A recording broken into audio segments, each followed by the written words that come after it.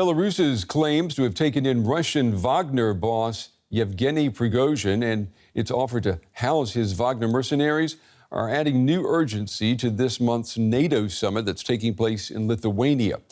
Lithuania and fellow NATO members Latvia and Poland are increasingly worried about the danger posed to their borders from their neighbor.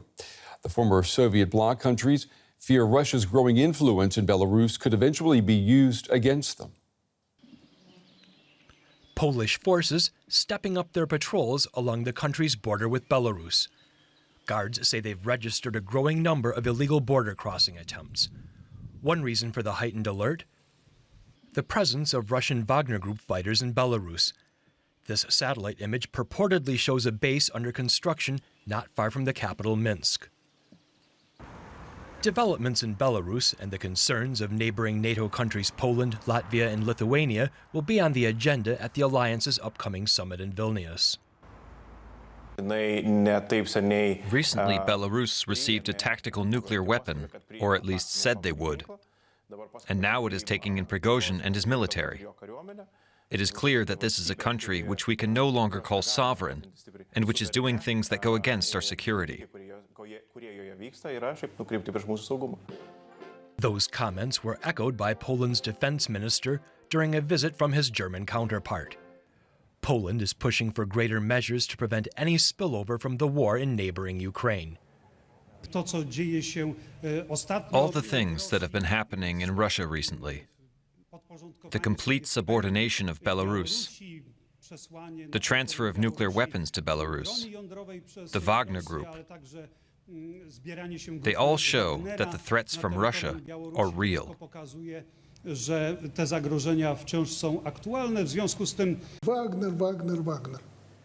Belarus's longtime leader, Alexander Lukashenko, has said his country will benefit from the presence of Wagner fighters.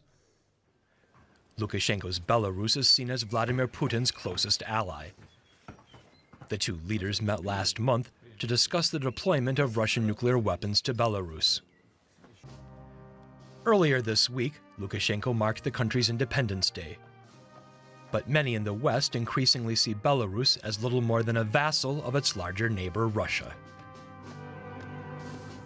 And for more now, I'm joined by Pavel Slunkin, a visiting fellow at the European Council on Foreign Relations. He's an expert on Belarus's domestic and foreign policy.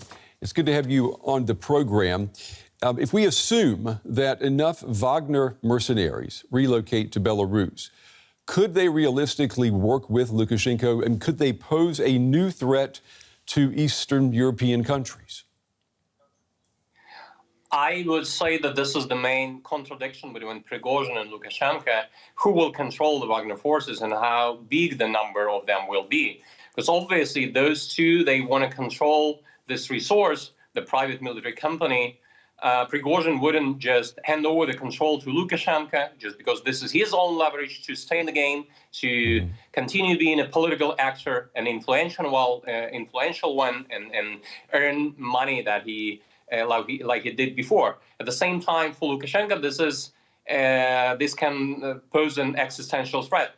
He has always been the only decision maker in Belarus, and knowing what Prigozhin did to Shoigu, to Putin, how would he allow this competitor to be in Belarus and to provide him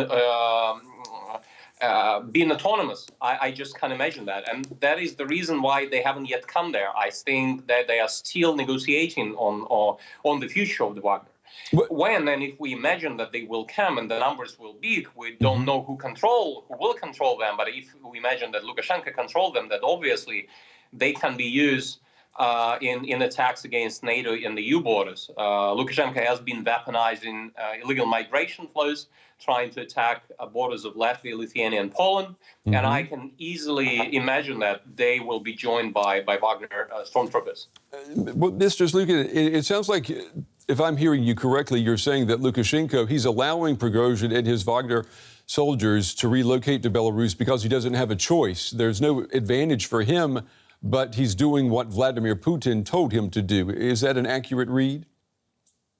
No, I wouldn't say that. I don't know. I mean, the first part of their conclusion, I mean, the public statements that they did on Saturday after the mutiny, after Prigozhin agreed to retreat the troops, they were said that Prigozhin can leave to Belarus. Mm-hmm. And then only next day, Putin said that a part of Wagner troops can come there.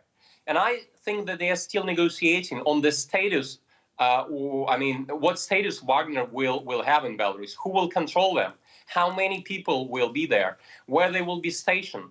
And this is up to negotiations, and they haven't yet decided on that. I don't think that we can say that Lukashenko will just have to admit that private military company by Wagner will be controlled by Prigozhin or someone else, mm-hmm. or those 5,000 or 8,000 soldiers, and being a challenge to Lukashenko himself. I don't think this is something that is happening. I think that he's kind of tough on that, and he wouldn't allow someone be independent and controlling his own army in Belarus. We have not yet seen Belarus directly involved in the Ukraine war. Do you think that Lukashenko would eventually agree to do that, to jump into the boat with Putin's forces? No, I don't see any reason why he would do that. Russia doesn't just have capacity to do that. If you remember when they attacked, this was an attack by surprise on February 2022, and they had best soldiers those days. And Ukraine was not prepared. Ukraine was much weaker. Since that, Ukraine has mined the fields on the border. They have HIMARSs and other efficient Western weapons. They are much better prepared. Also, they have a mobilized society and the economy. Mm-hmm. And Russia just doesn't have so much capacity as they had before, like a year and a half ago. So I don't think that this is even probable that Putin, or together with Lukashenko, without him, they will even try to capture Kyiv again. They don't have a chance for success without mobilizing the whole country for this war. And they are, till now, they are avoiding doing that. And for Lukashenko, I mean, his army is unprofessional, not in terms of quality, but in terms of quantity. Mm-hmm. They have 15,000 soldiers that can, know a bit of what war is, that can be efficient. And this means that in 2 weeks, they will be killed there in Ukraine. And they protect Lukashenko now. So who will protect them after that? I think that, what is the reason for Putin to throw them into the war, potentially destabilizing Belarus and his loyal regime there in Minsk, without gaining any success, but risking very much on what he has already getting from Lukashenko. Pavel Shlunkin, an expert on Belarus's domestic and foreign policy. We appreciate you taking the time to talk with us tonight. Thank you.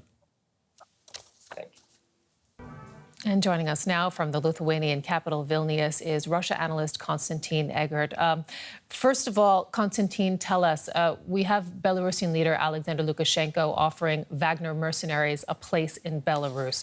Do we know how likely they are to take him up on that offer? Well, we don't know yet because there is no reliable information about the numbers of people that are going to go to Belarus, and although there are satellite images of the camp construction, the deployment positions there, but it's still not clear how it's all going to be organized. Whether it's kind of, if you wish, wartime hoax by Moscow and Minsk to scare Central European and Baltic countries, or whether it's for real.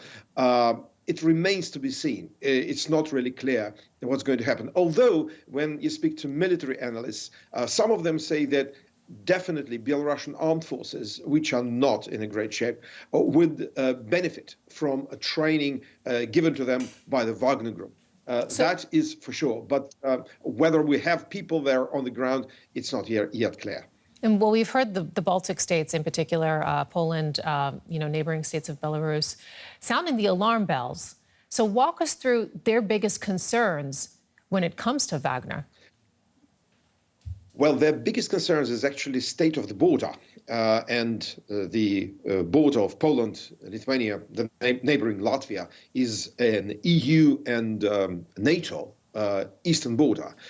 In 2021 and 2022, Alexander Lukashenko actually brought thousands of people from the Middle East, falsely telling them that the European Union awaits them. And these people tried to storm the border, Polish border, Lithuanian border, and Latvian border, with very significant incidents with the border guards of those countries. That was seen at the time as actually a test of border fortifications, and since then the border was fortified. Now, I keep hearing from politicians here that if, for example, the Wagner troops start shooting across the border, it could be a significant incident which will be somewhere in the gray zone between basically the necessity for those countries to respond to that and maybe for NATO to get involved. It is this type of provocations that people in Vilnius, Warsaw, and Riga are worried about. Konstantin, who's calling the shots with regards to Wagner? Lukashenko, Prigozhin, Putin? Do we know?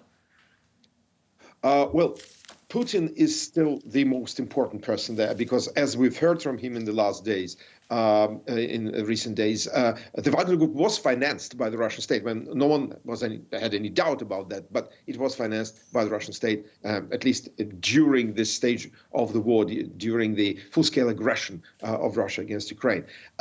I think that without financing from Russia, the Wagner Group won't be able to exist. Whether Prigozhin is still in control, it's interesting. We know that his plane was in Belarus. Whether he is in Belarus, whether he's still in control of the group is not clear. One thing for sure, that Lukashenko will be, well, a bit player in this particular game, but he will not be in full control of the Wagnerites, even if they are deployed in Belarus, as was rightly said in the piece that preceded our conversations. In fact, Belarus is a semi-vassal state of Russia, and Lukashenko will not have total discretion as to how to deal with the Wagner. Okay. Constantine Eggert with The View from Vilnius. Thank you so much. Thank you. Let's get The View now from NATO headquarters in Brussels. We can talk now to DW's Jack Perrick. So, Jack, tell us, beyond the Baltics, how are other NATO allies viewing the threat posed by Wagner fighters who were previously fighting in Ukraine?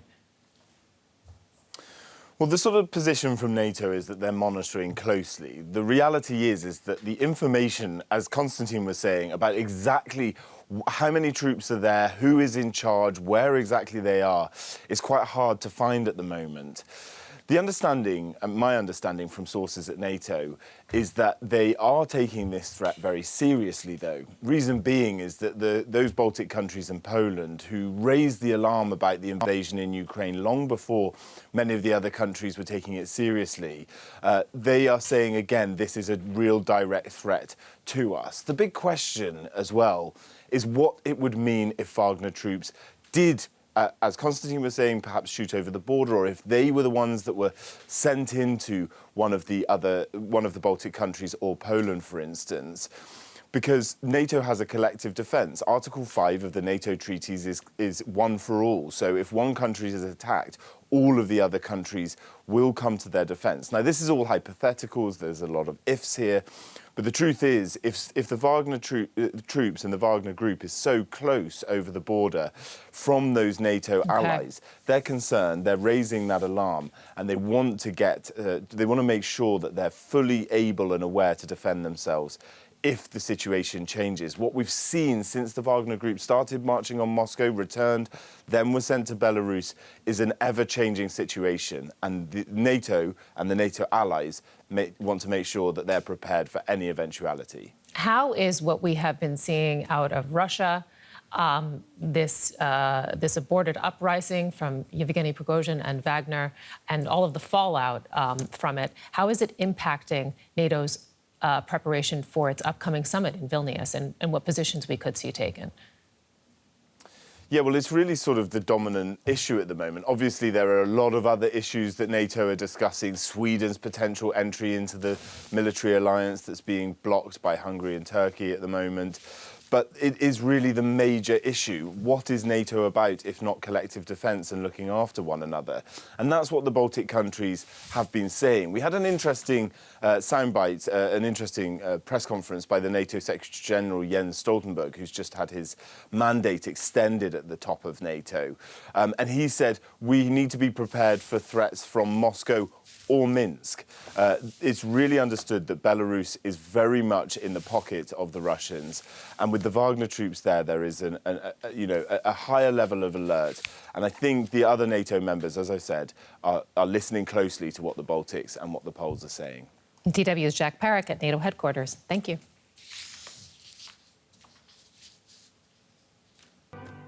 Let's take a closer look at that relationship between Belarus and Russia with Franak Viacheslav. He's chief political advisor to Belarusian opposition leader in exile, Svetlana Tikhanovskaya. Welcome to DW. Do you think Belarus's NATO neighbours are right to be concerned? Of course, because the domestic crisis, which started in Belarus in 2020, spilled over entire region. Without crackdown on Belarus civil society, Putin wouldn't perhaps start the war. And right now, Putin is using Belarus as the launching pad to attack Ukraine, but also as the instrument, as a tool to put pressure on Lithuania, Poland, and Latvia, our NATO members. And if it will not be stopped, if the West will not react properly, promptly, and strongly, it will be worse and worse. There will be provocations on the border. There will be more blackmail with a nuclear weapon. And we ask international community and NATO summit participants to pay more attention to Belarus. What sort of provocations at the border? I appreciate that we are speculating, but just give us an idea of what sorts of things Belarus's NATO neighbours might be worried about. So what's happening right now? Since 2021, the migration crisis has started. It was orchestrated by Lukashenko's regime, perhaps with the support of Putin, and it didn't stop for a single day. Every day, migrants are creating the pressure on the border. They are being brought by Lukashenko's officers and secret services to the border to create pressure. Now, Wagner groups, they say, if the NATO summit will take place, if the West will continue to put pressure on Russia, we will give a response. What sort of response? We can only speculate. And I am sure that Wagner presence in Belarus, it will not be silent. They will do many noise like they were doing at the border with Ukraine, as they were doing in Syria, as they were doing in Africa. So for Putin, Wagner presence in Belarus, it's a tool. It's a tool for making provocations, for creating pressure, for creating instability, and to force Poland and Lithuania to increase military presence on the border with Belarus, to spend money for protecting border instead of supporting Ukraine. You see, what's particularly interesting about the analysis that you just given there is that from the outside, we presume that Prigozhin and his troops have been sent to Belarus as punishment. They are there because they tried this rebellion in Russia and they've effectively been exiled. You seem to be implying that they are there to be used as a sort of arm's-length tool, as they have been before, of Russia. So Moscow is still controlling them from a distance. Russia is controlling Lukashenko. Lukashenko is controlling power vertical, controlling military, controlling the whole apparatus of security. And sending Wagner troops to Belarus, it's not a safe place for them. And it's either not prison for them. It's just keeping them on distance from Moscow, preventing potential mutiny again. For Putin, it's comfortable because it's like you put your enemies on distance, but you still have control and you still can observe them. But for Lukashenko, it was not a choice.